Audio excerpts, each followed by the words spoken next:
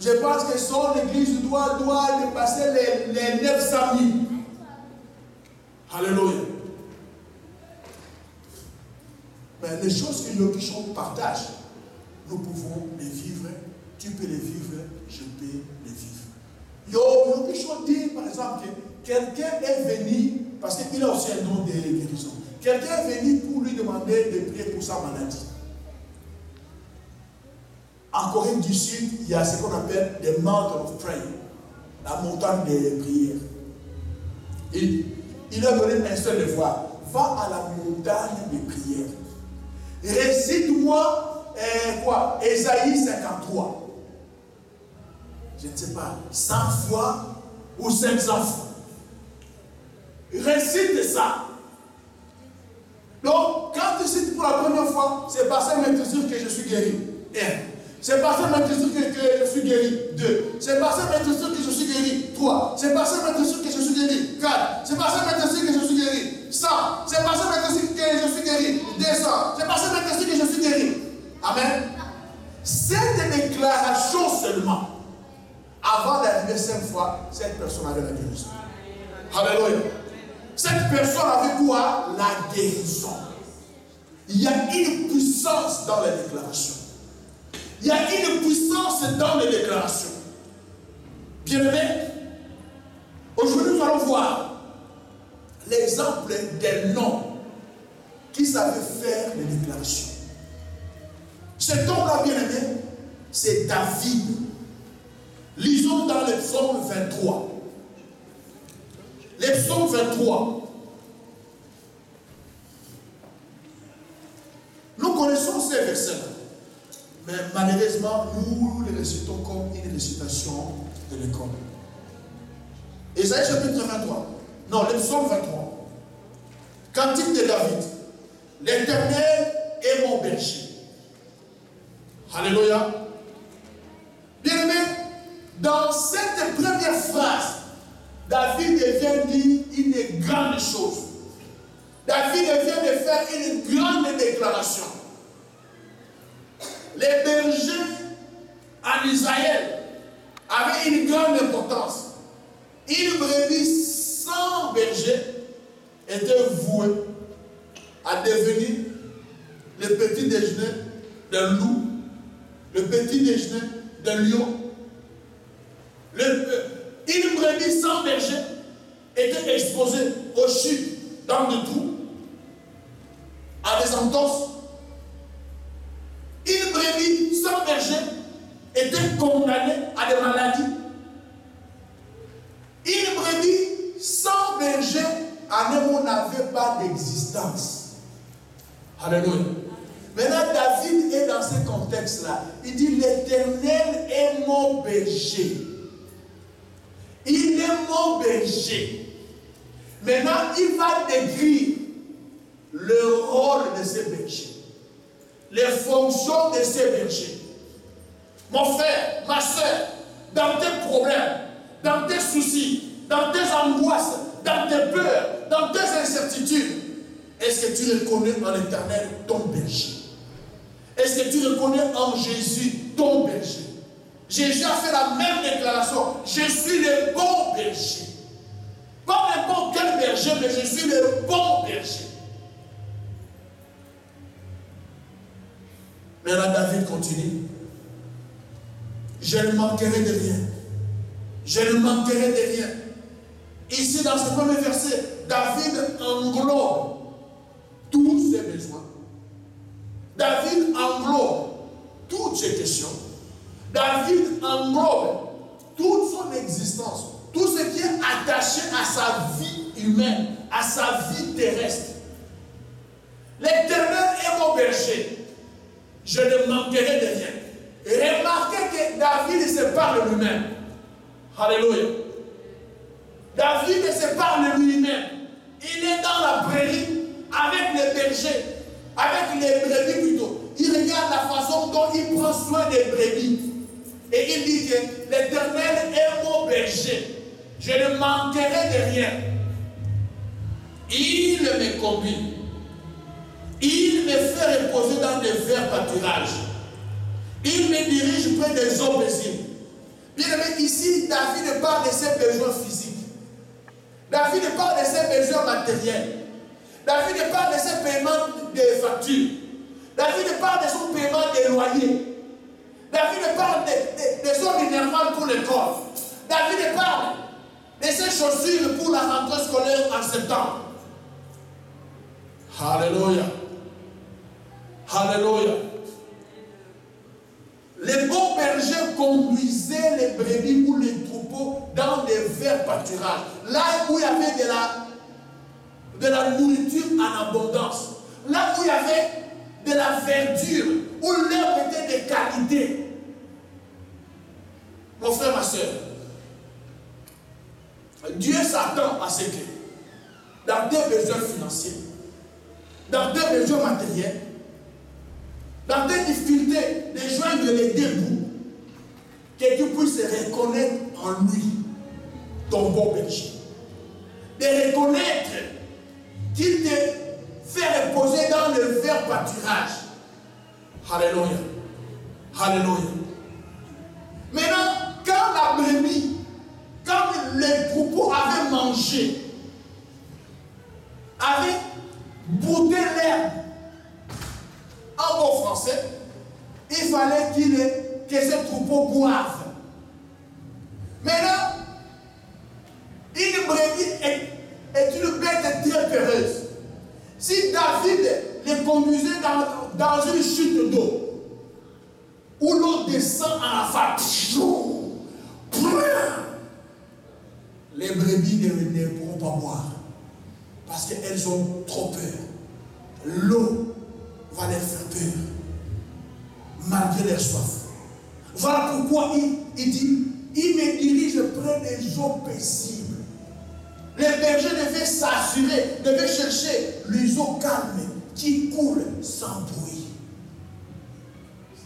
Et puis, même mettre des arbres, des feuilles autour pour séparer une partie pour que les troupeaux viennent boire.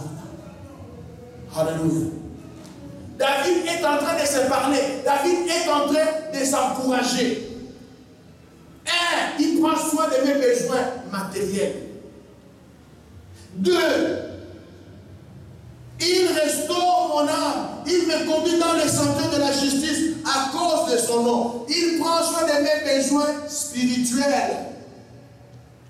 Dieu est celui qui prend soin non seulement de tes besoins physiques. Ne lui demande pas seulement du pain, les vêtements, l'argent pour payer les minervales, pour payer l'école des enfants, pour payer les loyers, mais préoccupe-toi aussi à ton âme, au sort, à la santé, à ta santé spirituelle. Alléluia. C'est bien de manger et de boire, mais organise ta vie de prière. Organise un temps où tu as l'intimité avec Dieu. Prive-toi de la nourriture au moins un jour par semaine. Au moins un jour par semaine. Où tu donnes rendez-vous à Dieu. Que Seigneur, le mardi, c'est mon jour de rendez-vous avec toi. Seigneur, le mercredi, c'est mon jour de rendez-vous avec toi. Je me prive de la nourriture. Je me prive du café, des boissons. Pour faire quoi? Pour m'approcher de toi. Alléluia. Il me conduit dans les sentiers de la justice. Dieu, enseigne-moi la crainte de ton nom. Et la crainte de l'Éternel, c'est s'éloigner du péché.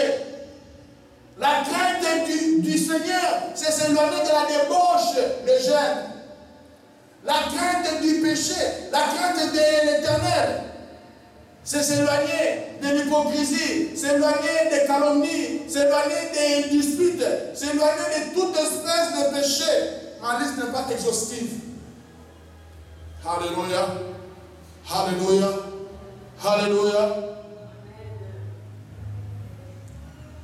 Bien-aimé, troisième chose que David mentionne dans le psaume 23, c'est le besoin de la sécurité, ou le besoin de sécurité. Quand je marche dans la vallée de l'ombre de la mort, quand je marche dans la vallée de l'ombre de la mort, je ne crains aucun mal, car tu es avec moi. Ton bâton et ta houlette me rassurent. Bien-aimé, quels sont les dangers qui guettent ta vie? Quels sont les dangers auxquels tu es exposé?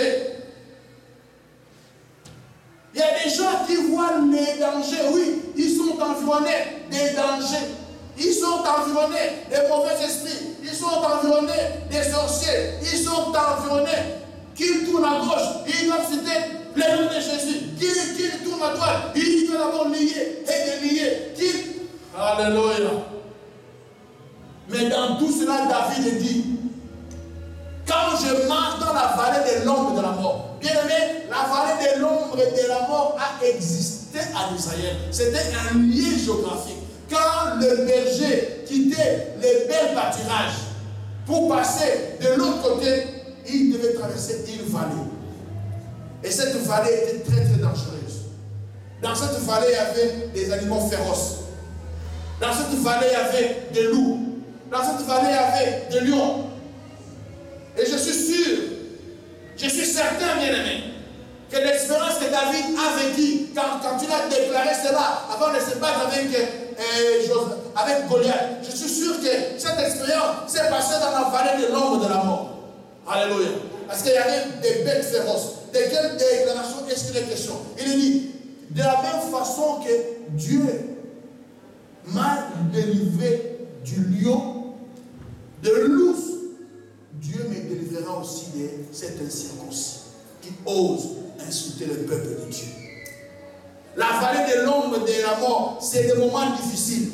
Je ne sais pas quelle vallée de l'ombre de la mort tu traverses aujourd'hui. C'est des circonstances compliquées, où tu te sens seul, où tu te sens abandonné, où tu te sens trahi, haï, détesté. La vallée de l'ombre de la mort est réelle. Peut-être que tu es en train de traverser la vallée de l'ombre de la mort aujourd'hui. Où non seulement la mort physique est au rendez-vous, est appelée, mais la mort peut-être dans tes affaires. La mort peut-être dans tes finances. Trouver ça et redevient difficile. Alléluia. Joindre les deux bouts devient très compliqué. Septembre, pour la rentrée scolaire des enfants, tu te poses des questions. Tu t'arraches les cheveux. Tu te demandes quel bijou, quel bracelet, quel collier est-ce que je dois faire pour trouver l'argent pour la rentrée scolaire. Mais mon frère, ma soeur, la Bible te dit ce matin que même en traversant la vallée de l'ombre de la mort, Dieu est avec toi. Alléluia. Dis à ton voisin, Dieu est avec toi. Dieu est avec toi. La présence de Dieu est déterminante. Alléluia. La présence de Dieu, c'est tout ce dont tu as besoin. Dis à ton voisin, la présence de Dieu. C'est tout ce dont tu as besoin. C'est tout ce dont tu as besoin. J'aime bien un passage, c'est dans Ésaïe, bien aimé. Lisons ça rapidement. Ésaïe 41.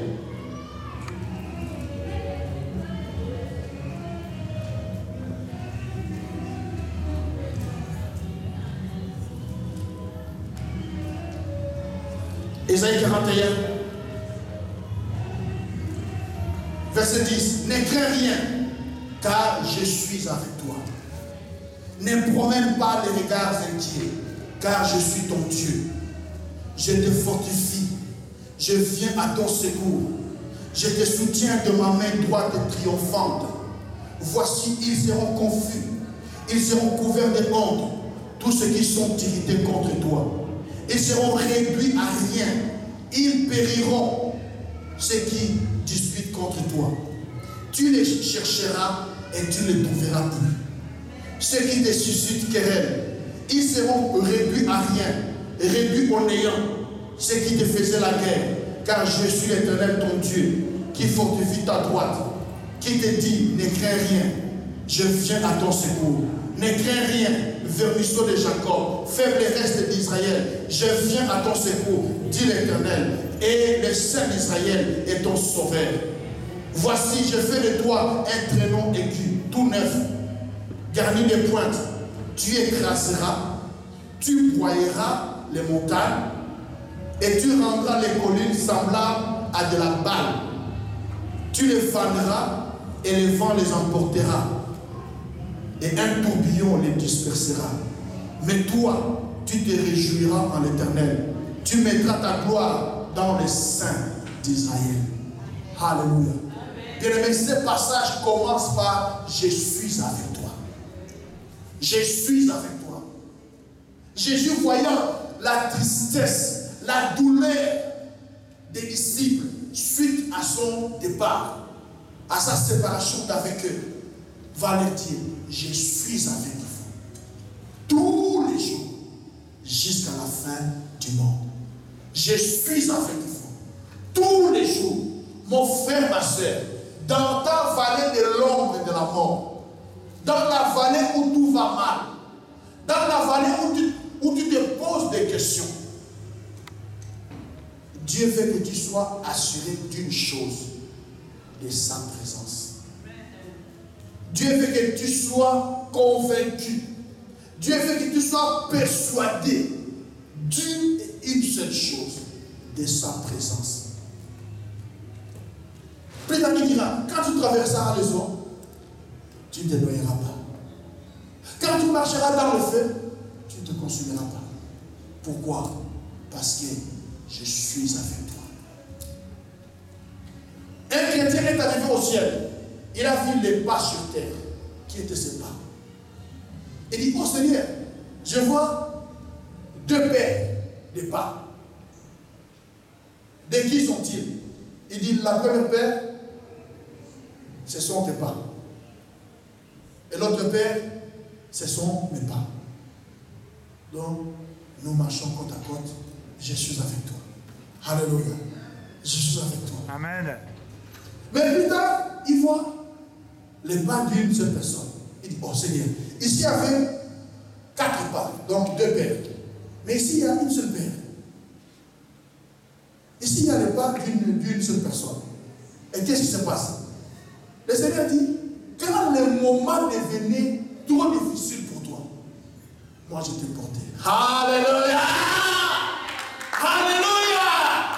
Je t'ai porté, tu es juste. Je ne veux pas, le Seigneur nous met sur le dos comme les mamans africaines, sur le cou comme en Europe, ou entre ses mains. Quelle que soit l'endroit où le Seigneur nous mettait, soit au dos, soit sur le cou, soit en nous portant entre ses mains, il nous portait. Alléluia. Dans ta vallée de l'ombre de la mort, Dieu te porte. Dans ta vallée de l'ombre de la mort, Dieu fait quoi? Dieu te porte. Dans ta vallée de l'ombre de la mort, Dieu est où? Dieu est avec toi. Dieu est avec toi. Je vais terminer le psaume 23. Je vais terminer le psaume 23 pour clore ce message. Commenter les quelques versets qui manquent. À quoi servait la houlette? La houlette, à la fin, avait la forme d'une coude. Amen. La houlette servait à tirer une brebis qui tombait dans le trou. Amen. Voilà pourquoi David dit, ta houlette me rassure. Et les bâtons servaient à quoi? Les bâtons servaient à défendre les brebis contre les bêtes, les animaux sauvages, les prédateurs. Alléluia. Bien-aimé, les bâtons est entre les mains du berger. La houlette est entre les mains du berger. Alléluia. Dernier verset, l'avant-dernier verset. Tu dresses devant moi une table en face de mes adversaires. Ce verset veut dire que quelle que soit l'adversité, quels que soient les ennemis, Dieu te bénit. Alléluia. Dieu te bénit et Dieu va te bénir. Quels que soient les ennemis, quelle que soit l'opposition, Dieu te bénit. Dieu te fait aller de l'avant. Dis à ton voisin, quel que soit leur nom, toi tu avances. Quel que soit leur nom, toi tu vas réussir. Toi, tu vas réussir. Quel que soit leur nom, toi, tu vas arriver au terminus de ta vie. Tu vas arriver à ta destinée. Au nom de Jésus. Au nom de Jésus. Que Dieu dresse devant toi une table en face de tes adversaires. En face de tes adversaires. Que Dieu te lève. Que Dieu te bénisse. Que Dieu te glorifie. Que Dieu t'équipe. Que Dieu t'équipe. Que Dieu te glorifie. Que Dieu te glorifie. Que Dieu te glorifie. Que Dieu fasse connaître ton nom. Que Dieu rende ton nom célèbre. Alléluia. Alléluia. Je faisais cette prière ce matin. Il y a un esprit qui me dit que est-ce que tu ne vois pas que tu vas un peu trop loin? Alléluia. Tu vas un peu trop loin. Un peu trop loin comment? Parce que j'ai prié, je disais, Seigneur, rends mon nom célèbre. Je disais, Seigneur, glorifie-moi. Alléluia. Mais en fait, c'est un verset qui est dans la Bible. Quand Jésus nous a sauvés, Jésus ne nous a pas seulement sanctifiés. Jésus n'a pas seulement pardonné nos péchés. Jésus n'a pas seulement écrit notre nom dans le livre des vies. La Bible dit que Jésus nous a aussi glorifiés. Amen. Donc l'élément de glorification est une zone interdite pour beaucoup de chrétiens. Et nous qui venons des milieux protestants, on n'avait jamais touché à ce mot-là. C'était seulement appliqué pour le Seigneur Jésus, le Seigneur de gloire. Quand tu demandais la glorification, on pensait que tu deviens orgueilleux. Non, bien aimé, il ne s'agit pas d'un orgueil. C'est la Bible qui dit qu'il nous a glorifiés. Alléluia. Lis dans le Nouveau Testament, je n'ai pas le temps, et tu vas en être convaincu. Demande à ce que, bien aimé, il y a des noms, quand on écoute ces noms-là, on trame. Alléluia. On trame. Dans nos pays, dans nos milieux, quand on citait un nom, ça inspirait le respect. Parce que c'était un nom glorifié. Bon, ça c'est pour un autre jour. Je ne peux pas vous embrouiller. Alléluia. Alléluia. Alléluia. Tu induis ma tête et ma coupe déborde. David avait soif de l'onction de Dieu.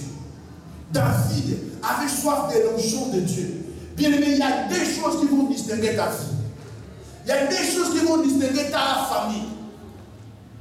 L'onction de Dieu est la grâce de Dieu. L'onction de Dieu est la grâce de Dieu. La grâce de Dieu te donne accès aux choses dont tu es disqualifié. La grâce, fais-moi grâce. Les choses auxquelles tu es disqualifié, Dieu te fasse grâce. Que les choses auxquelles ta marche avec Dieu te disqualifie. Que les choses auxquelles les temps de prière que tu consacres pour Dieu te disqualifie, te soient accordées. Te soient accordées. Que les choses, ta qualité de service pour Dieu te disqualifie. Que ta grâce te les accorde. Que ta grâce te les accorde. Que ta grâce te les accorde. Dans le nom de Jésus. L'onction de Dieu. Mais c'est les capacités de Dieu. Amen. C'est la capacité de Dieu. C'est l'Esprit de Dieu qui te rend capable d'opérer dans le surnaturel. D'opérer dans la dimension divine. Alléluia. Je n'ai pas besoin d'insister sur l'onction. Nous avons beaucoup parlé et nous en savons beaucoup de choses. Que tu te réveilles en disant, l'Éternel est mon berger en ce jour. Je ne manquerai de rien. Il me fait reposer dans les verts pâturages. Il me dirige près des eaux paisibles. Il restaure mon âme. Il me conduit dans les sentiers de la justice à cause de son nom. Quand je marche dans la vallée de l'ombre de la mort, je ne crains aucun mal, car tu es avec moi. Ton bâton et ta houlette me rassurent. Tu dresses devant moi une table en face de mes adversaires. Tu emboules ma tête et ma coupe déborde. Que ta coupe puisse déborder. Que ta coupe puisse déborder. Tu penses que tu es béni. Tu penses que tu es béni. Bien aimé, même Microsoft cherche encore l'argent. Si Microsoft cherche encore l'argent, et toi, vas arriver Microsoft, à quel niveau? Où? Même pas à la cheville. Alléluia. Même pas à la cheville. Je vois des gens bourrés d'argent qui en cherchent encore. Et toi, tu vas dire que tu es arrivé. Les petits trucs là que Dieu t'a donné par sa grâce te font déjà les épaules comme ça. Alléluia. Tu n'as pas encore vu. Là, le monde en a vu. Alléluia. Là, le monde en a vu. Tu n'as jamais vu. Alléluia. Tu n'as pas encore vu. Des bêtes qui stylent tout cas. Les meilleurs est encore à venir. Les meilleurs est encore à venir. Avec Dieu, nous faisons des exploits. Il nous amène de gloire en gloire. Que tu ailles de gloire en gloire. Que tu ailles de victoire en victoire. Levez-vous s'il vous plaît. Et nous allons faire des déclarations positives. Des déclarations positives. Car il y a la puissance dans les déclarations. Il y a la puissance de déclencher les choses. Et David termine. Il dit oui, le bonheur et la grâce m'accompagneront. Et j'habiterai dans la maison de l'Éternel. Maintenant ici c'est l'engagement personnel de David. David dit, je resterai chrétien jusqu'à la fin de mes jours. Même si je suis bourré de fric, même si j'ai des maisons partout, même si j'ai des beaux vêtements, je resterai chrétien. Il y a des gens, une petite bénédiction lui prend la tête, lui fait fuir l'église, lui fait fuir la vie chrétienne.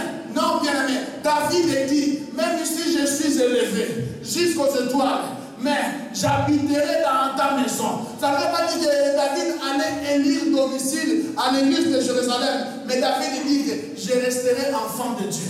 Je resterai serviteur de Dieu. Je resterai servante de Dieu jusqu'à la fin de mes jours. Que tu prennes, maintenant ici c'est une déclaration personnelle. Un engagement personnel vis-à-vis de Dieu. Dieu s'attend à ce que tu puisses dire, oui Seigneur, je te servirai jusqu'à la fin de mes jours. Le Seigneur s'attend à ce que tu puisses dire, oui Seigneur, je te suivrai jusqu'à la fin de mes jours. Jésus a dit à Pierre, ils sont tous partis et vous ne partez pas. Pierre a dit, à qui d'autre irons-nous? Car nous avons trouvé en toi les paroles de la vie éternelle. Nous avons trouvé en toi les paroles de la vie éternelle. C'est pour cela, bien-aimé, Dieu s'attend au même engagement, à la même détermination, que Seigneur, même si tu me bénis, Seigneur, même si tu m'élèves, je te resterai fidèle. Je te resterai fidèle jusqu'à la mort, jusqu'à la mort, jusqu'à la mort. Oh Seigneur, reçois la gloire. Reçois la gloire. Reçois la gloire. Bien-aimé, ce message a pour titre la puissance dans les déclarations. La puissance dans les déclarations.